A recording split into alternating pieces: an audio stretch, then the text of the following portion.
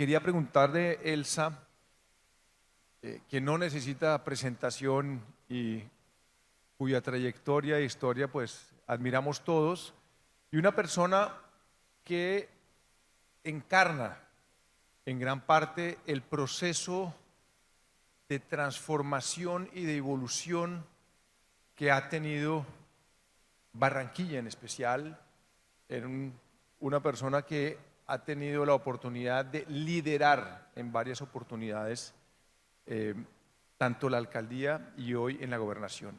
Y quería preguntarle, Elsa, sobre el arte de gobernar, una persona que ya tiene una experiencia y donde hemos visto que uno de los temas que más admiramos o que más nos sorprenden, y como mencionaba Roberto, en esta nueva era de resultados y de cómo empieza uno a transformar la vida de la gente, es que eso no es un trabajo único de un gobernante que llega y dice qué hay que hacer y qué no hay que hacer, sino es un trabajo colectivo.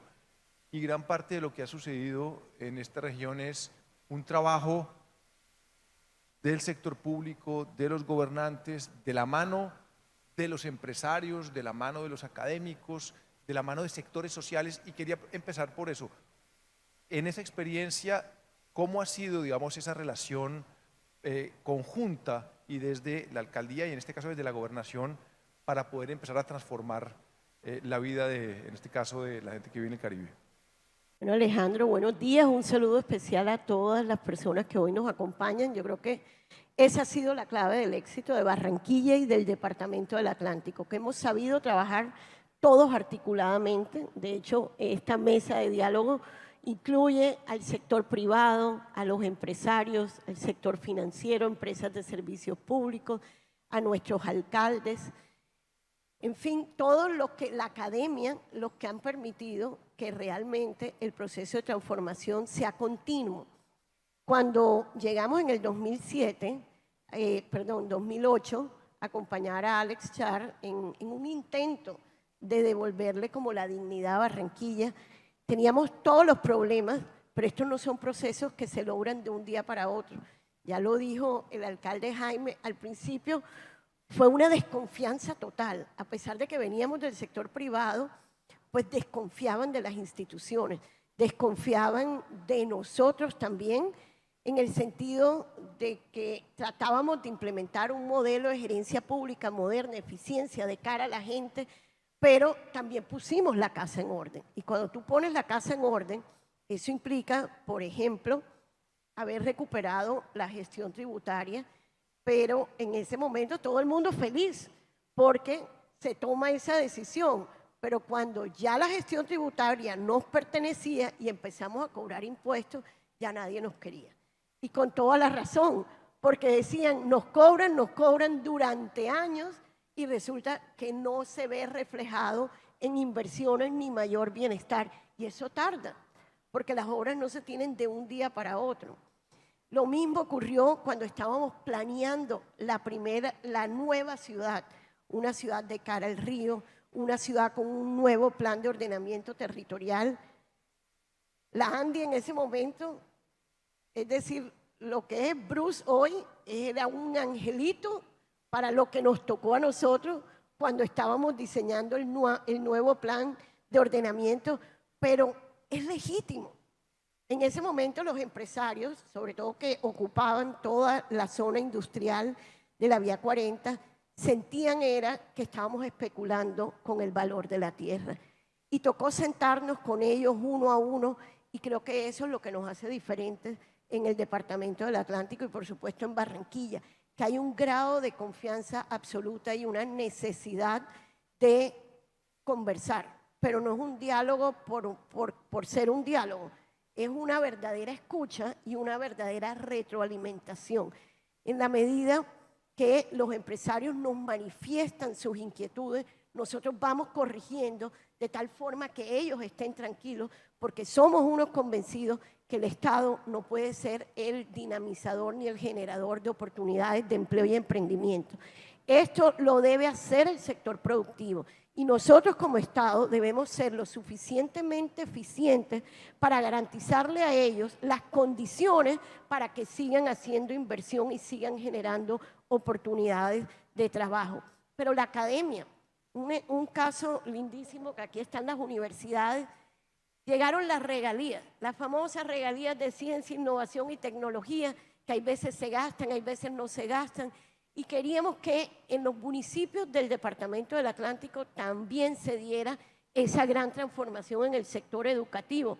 Y le pedimos a las universidades que los proyectos que presentaran, los presentaran para mejorar la calidad educativa. Aquí está nuestro exministro también de Ciencia, que fue un gran aliado, y trabajamos todos juntos, y hoy da gusto ver cómo esos niños, esos jóvenes de los municipios y corregimientos se están beneficiando de esa orientación de las inversiones. Entonces, no es fácil, son procesos que se demoran, pero con seguridad, cuando seguimos trabajando, escuchándonos los unos a los otros, el proceso de toma de decisiones mejora, es mucho más eficiente, generamos confianza, y esa es la garantía que tenemos hacia futuro, que independientemente de quién esté ocupando estos cargos de alcaldía o gobernación, si seguimos articuladamente, muy seguramente se van a seguir tomando buenas decisiones.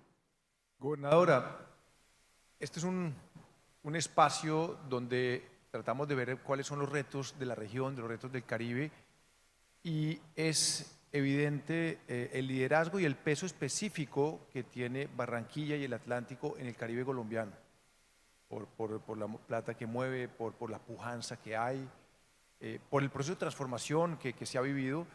Y quería preguntarle, desde ese liderazgo, y el liderazgo no solo en la gobernación o en la alcaldía, o muchos de quienes están acá y que viven y trabajan y operan en Barranquilla, ¿cómo o qué papel ves que debe asumir ese liderazgo de Barranquilla y el Atlántico en el resto del Caribe, pero en especial en un eje que se ve muy estratégico, que es el eje Cartagena, Barranquilla, Santa Marta, donde son distancias muy cortas y cada uno pues tiene, digamos, unas virtudes a nivel global absolutamente maravillosas que no voy a describir y que todos conocemos? ¿Cómo digamos, se ha hablado mucho de ese proceso de integración y de cómo se puede trabajar juntos en ese eje de articulador económico, turístico, de sostenibilidad? ¿Cómo lo está viendo? ¿Qué tanto se ha avanzado? Se ha hablado, pues, por supuesto, del tema de la conexión del tren como uno de los temas, pero mi pregunta es ese papel que juegan ustedes desde Barranquilla en jalonar esa integración regional en el Caribe. Bueno, yo creo que Barranquilla y el Departamento del Atlántico, lo decía el alcalde, el Departamento del Atlántico tiene una historia de muy buenos gobernantes, y tanto el departamento como la ciudad nos hemos vuelto como un referente de que sí se puede, de que si trabajamos todos unidos podemos saldar brecha social, pero al mismo tiempo generar esas condiciones para que llegue la inversión. Pero también somos conscientes que juntos somos más. En la medida que nos consolidemos como región, con seguridad vamos a lograr mucha más inversión. Y ese gran potencial lo hemos visto especialmente en el turismo. Nosotros no podemos competir con Cartagena, no podemos competir con Santa Marta, porque ellos tienen, digamos, su propio potencial, pero necesariamente nuestra zona costera sí puede jugar un rol de integrador, que ya el turista, tanto nacional como internacional, no se le ocurra solo pensar en Cartagena o Santa Marta, sino un paquete mucho más integral, que pueda recorrer Cartagena, luego Barranquilla, luego Santa Marta. Y por eso estamos haciendo una gran apuesta en el sector turístico. El Atlántico tiene que ser ese gran integrador. Y la forma de lograrlo es complementándonos. Tenemos la historia en Cartagena, tenemos unas playas espectaculares en Santa Marta, pero en el Atlántico tenemos cultura, tenemos historia, tenemos gastronomía, tenemos también deportes náuticos, tenemos turismo ecológico, y eso es lo que estamos montando en una gran estrategia para impulsar el turismo. Si hoy vemos la gente está recorriendo el departamento del Atlántico. La gente está descubriendo el gran potencial turístico que tenemos en nuestra zona costera. Cosas como el kitesurf. La gente llega a Cartagena. ¿Cómo llegó el kitesurf? Que es un deporte que casi nadie conocía. Son turistas que llegaban a Cartagena y empezaron a explorar en la zona costera del Atlántico condiciones propicias de brisa y buenas olas, y llegaron de manera espontánea. Y resulta que nosotros allí vimos una oportunidad y empezamos a hablar con los turistas, porque todos eran canadienses que hoy estaban un día esquiando en Montreal y al día siguiente estaban en el kitesurf en Santa Verónica. Bueno, y también la cantidad de europeos, porque claramente cuando nosotros tenemos brisa y condiciones especiales, ellos están en invierno. Y nos decían que este era el segundo mejor spot después de Brasil para la práctica del kitesurf. Y yo les preguntaba, pero eso, ¿dónde dice? No había una revista, no había nadie que lo dijera, lo decían eran todos los que venían y experimentaban.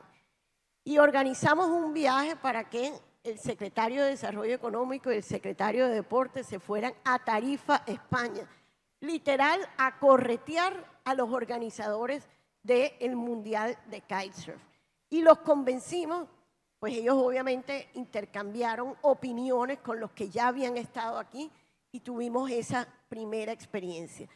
Nada más, esa primera experiencia nos dejó 8.000 millones de pesos en el municipio de Juan de Acosta, entre hoteles, restaurantes, academias, de tal forma que seguimos insistiendo y tuvimos nuestro segundo mundial de kitesurf y allí estamos construyendo el principal centro de deportes náuticos para que a futuro sigan llegando estos extranjeros que además tienen mucho dinero porque es un deporte que requiere mucho dinero porque vienen 3 semanas.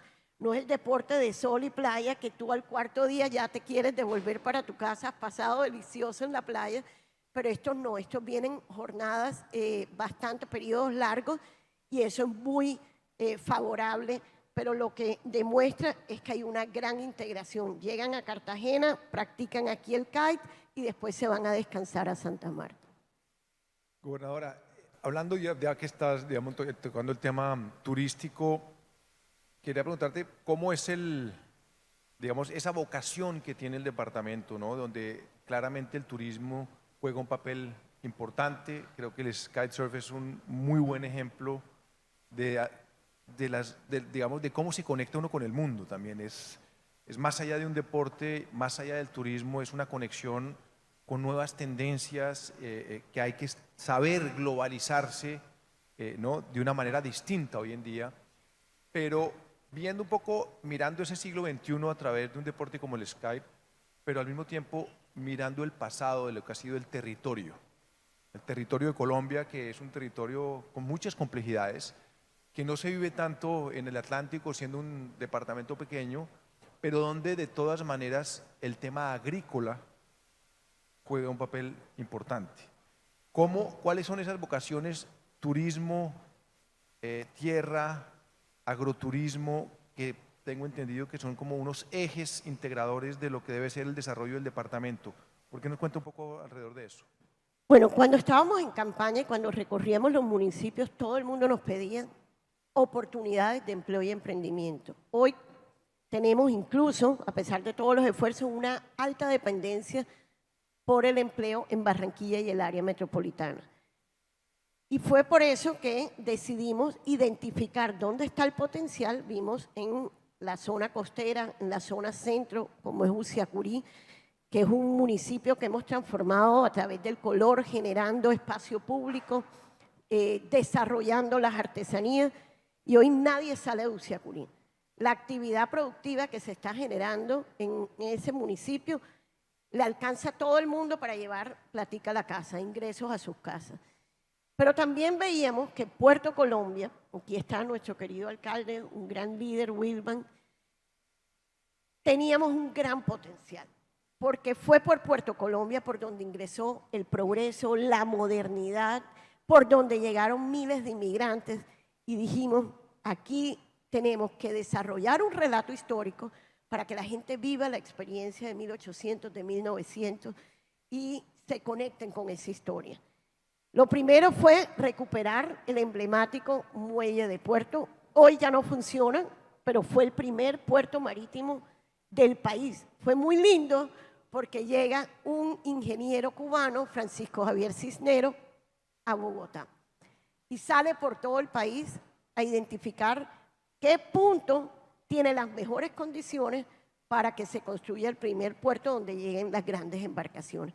Y encontró que a 20 minutos de Barranquilla teníamos esas condiciones y se construyó el emblemático muelle de Puerto. Luego fue trasladado donde hoy opera la Sociedad Portuaria Regional de Barranquilla, pero en su momento jugó un rol fundamental porque por allí llegó todo.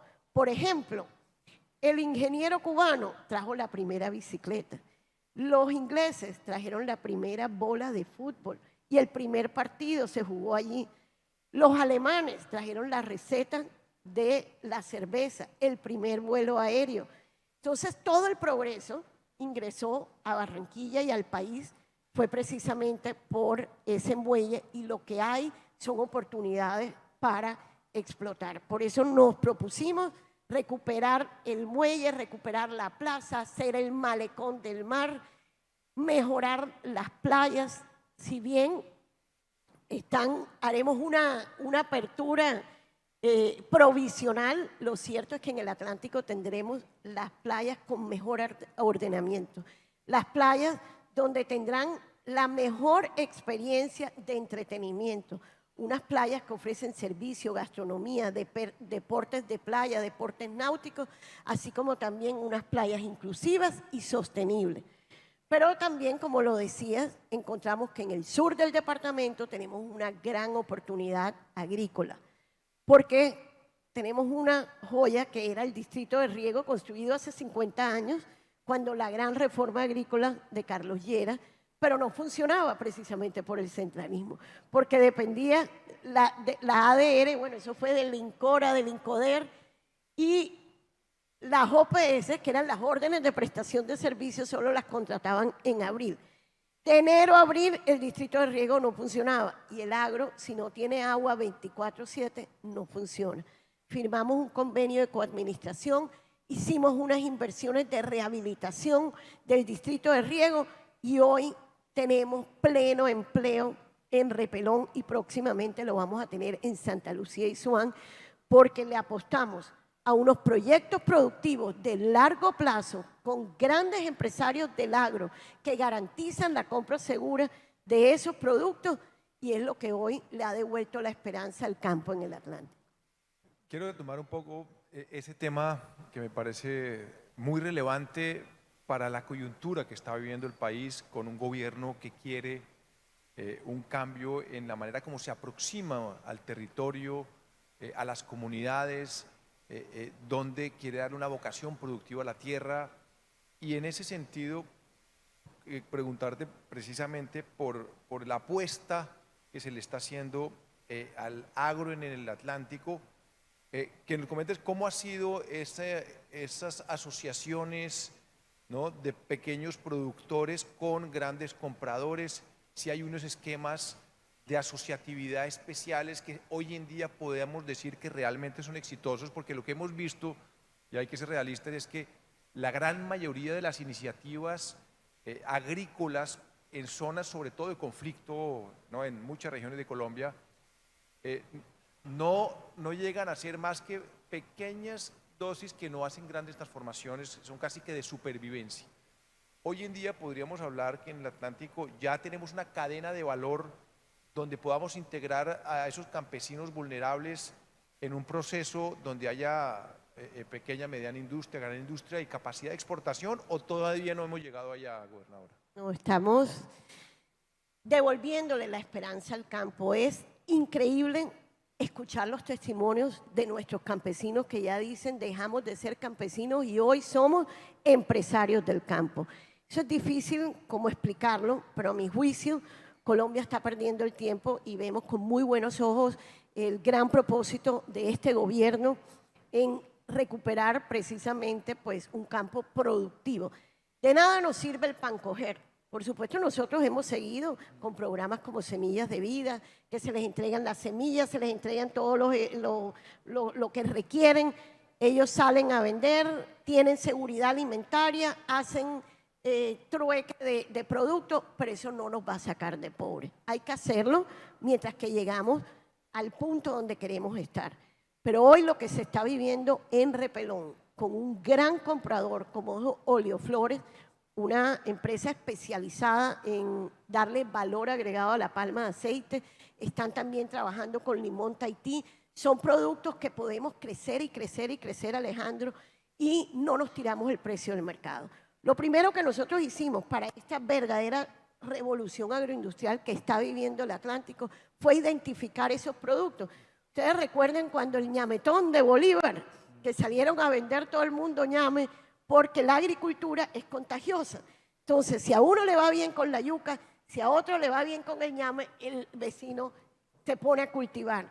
Y después no hay mercado para todos. Por eso decidimos que los productos eran palma de aceite, mango, cacao, plátano y limón Tahití, que tiene una gran demanda a nivel internacional porque nosotros en el Atlántico tenemos unas condiciones espectaculares al lado de los puertos, aeropuertos, tanto de Barranquilla como de Cartagena, de tal forma que es muy triste que se produzca aquí y se devuelva para el interior del país. Y por eso los socios estratégicos que buscamos eran socios que tuvieran visión exportadora. Pero también tenemos a Bean & Co. Bean & Co. es una multinacional gigantesca, una compañía israelita, que nos va a comprar todo el cacao que se siembre tanto en Santa Lucía como Swan.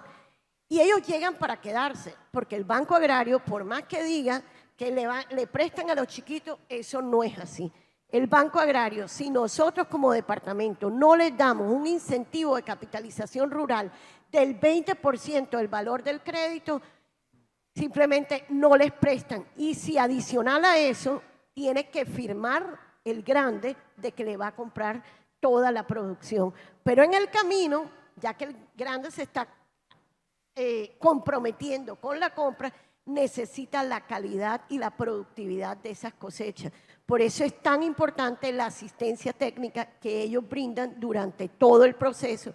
Y es impresionante cómo estas organizaciones empiezan con muy buenas prácticas porque el modelo financiero les reconoce cada actividad que ellos practican. Es decir, la poda, la fertilización, los insecticidas, cada actividad se les reconoce para que los agricultores se queden todo el tiempo en sus proyectos productivos y no salgan a ver cómo llevan platica a la casa, sino que desde el día 1 empiezan a ganarse un salario mínimo por actividad y esperamos que después del año 3 ya dejen de ganarse un salario mínimo para ganar 5 salarios, lo que hace que uno entienda por qué ellos dejan de llamarse agricultores o campesinos para llamarse empresarios del campo.